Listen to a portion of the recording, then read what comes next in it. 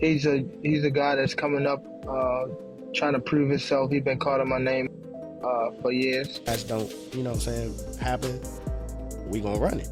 The reason why I say this fight needs to happen again because both fighters have something to prove. I just saw a tweet from Gervonta Tank Davis saying that he was going to activate the rematch. The Tank Davis versus Lamont Roach rematch is reportedly happening. Things got heated in a live interview when Davis snapped at Roach, making it clear he's coming for revenge.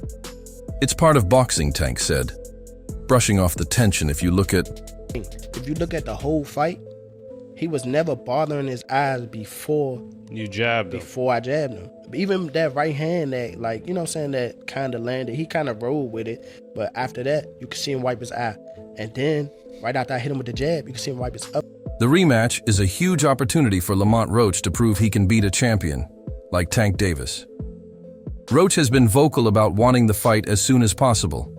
Knowing this is his chance to make history as of now, the highly anticipated rematch is potentially set for June 21st in Las Vegas, promising an electrifying showdown. Both fighters are ready and the boxing world is watching closely. So the Tank Davis versus Lamont Roach rematch is being targeted for June 21st in Las Vegas. Now it's good that they're running it back without wasting any time because Roach absolutely deserves a rematch. I mean, I thought he outboxed Tank the last time around. He came up a division as a gigantic 10-1 underdog, and he was the one on the front foot, landing his jab, the body shots, the combinations, throwing a lot more volume. I had it 7-5 Roach, and the no knockdown in round 9 was the reason it was a draw. If that knockdown was scored, that would have been a decision for Roach. But with all that being said, I do like Tank a lot more in the rematch. I thought he fought way too much on the back foot in the first fight, especially the first few rounds. He would land 1 or 2 punches per round. But as he started becoming the aggressor in the later rounds, he kept landing a lot more left hands and body shots. So Tank just needs to make this a dogfight, get into more exchanges, and that's where he'll land a lot more punches on Roach. When he's sitting on the back foot waiting for a counter, that's where Roach is comfortable and winning most of the rounds. So if Tank can fight the same way he did against Ryan Garcia, rounds 3 to 7, against Mario Barrios in the later rounds, or Frank Martin rounds 4 to 8, if he's the one on the front foot, then I do think he'll stop Roach in the rematch. Lamont Roach has made it clear that Steve Willis cannot be the referee for the rematch due to the controversy surrounding his decisions in the first fight. Many believe that Willis favored Tank Davis by failing to count a crucial moment where Davis took a knee. This has fueled debate among boxing analysts and fans, with some arguing that the fight could have gone in Roach's favor had the correct call been made. The part with the grease in the eye, that took on a life of its own, that was a headline in the fight. One is, what did you think when he said that initially, just like the grease in the eye? But two is like, when you was in the fight, was there any point that you saw that? Like, did you see like him kind of messing with his eye, or did you have any indication that that was something that was bothering him? No, see, and that's the thing. If you look at the whole fight, he was never bothering his eyes before you jabbed him. Before I jabbed him. Even that right hand that, that kind of landed, he kind of rolled with it. But after that, you could see him wipe his eye. And then, right after I hit him with the jab, you could see him wipe his other eye. So it's like it was corresponding to which hand that I punched him with and exactly which eye. So it's like crazy for him to say, it's grease in my eye. And I think even when he say that, you could see me, because I'm right beside him, you could see me like, nigga, what you talking about? So, right. But you say you don't think he willing though.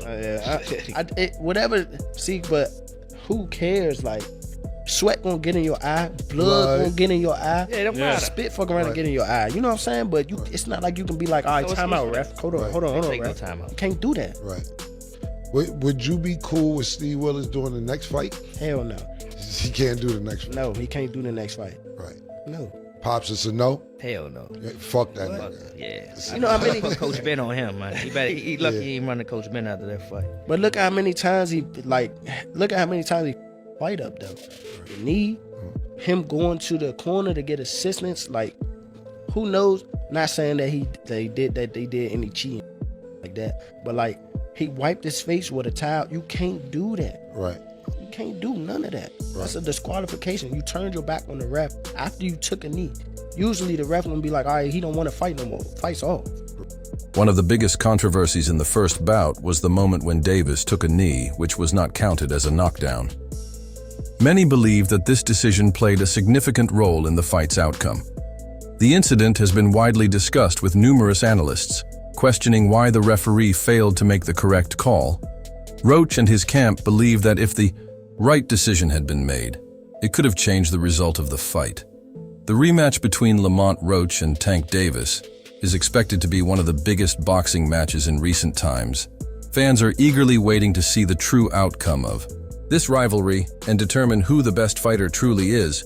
Roach has already proven that he can compete with Davis at the highest level, and many believe that he deserves another shot to settle the score once and for all. You got any grease in your hair tonight, Tank? That is it. Lamont, please say that in the second fight. Any questions? You got any grease in your hair tonight, Tank? Like, you got any grease in your hair tonight, Tank? Like, hey, bruh, be on that. Because here's the thing. He never hurt Roach. Roach just waited. And Roach was squared up and turned sideways. And I'm like, oh my God. I didn't think he had that. He was like, I'm like, oh my. And then he just sitting there like, you can't. I know what you're going to do because I've trained with you since we were kids. Tarver beat Roy, but he knew Roy since amateurs. Roy said he never liked fighting sparring partners because they know you so well. I should have listened. Tank Davis is eager to make the rematch happen as soon as possible, with May being a potential date. Davis understands that his reputation is on the line after the controversial draw against Roach. He wants to prove to the world that he is the better fighter and erase any doubts about his dominance in the ring. A rematch would give him the perfect opportunity to redeem himself. We gotta talk about it. So, Tank officially came out and says that he wants to put this rematch as early as May. Now, if that were to happen, Lamont Roach gets a second time to prove himself. Now, in my personal opinion, his stock has already risen. He is already notable. The fact that he went toe-to-toe with Tank on a decision that ended in a draw, whether he loses this second fight or not won't even matter. Because he's directly in line to go against the Keyshawn Davis, the Shakur Stevensons, and etc., the Devin Haney's, and etc. I can see him moving up and going against Devin Haney or Ryan Garcia or somebody like that. So many people to fight. Lamont Roach has definitely proven himself. But let's talk about something else, and that is the hairstylist situation. In my humble opinion, I believe she should have been quiet. As a hairstylist, there was nothing for you to say. No fan in boxing was gonna look at them like, I don't want to braid my hair. No one would have said that. But she hurt herself when she came out and publicly made multiple claims.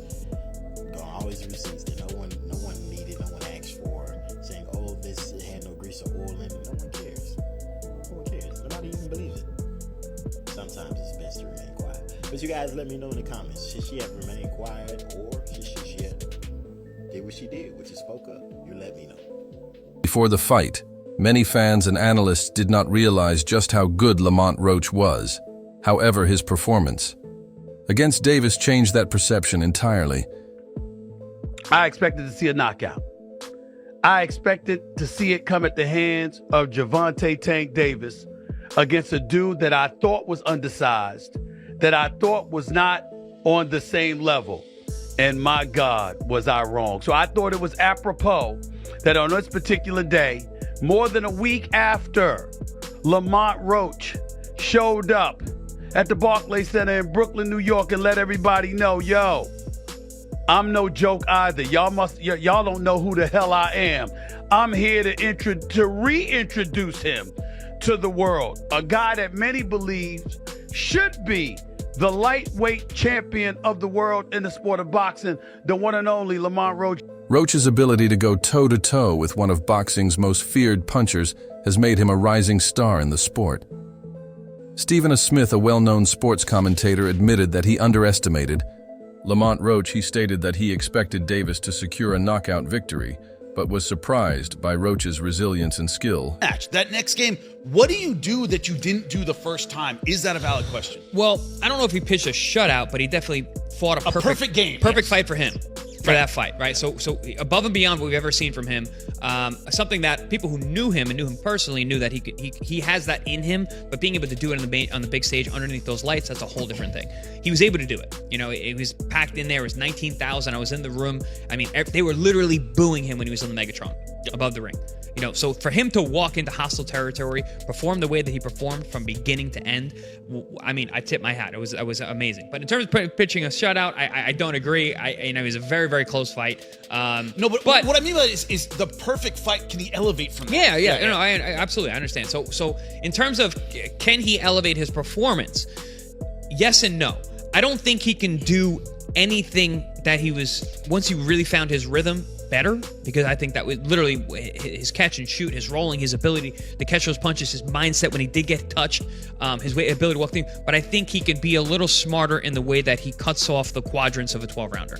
Understanding what a 12-rounder and how to fight a 12-rounder is a skill that takes time. You have to go 12 a bunch of times. You have to be world-class guys. Being able to be a little busier for early on to make sure that you understand that you are the B-side. You need to make sure these judges absolutely know without a doubt in their mind that you won that round. Being a little more aggressive early on, letting the hands go a little earlier, putting the exclamation on the points in the early rounds the way they did it the later rounds, I think will make a big difference in how he could actually improve on what he did. A rematch between Davis and Roach is highly likely, especially since Tank himself has expressed interest in running it back.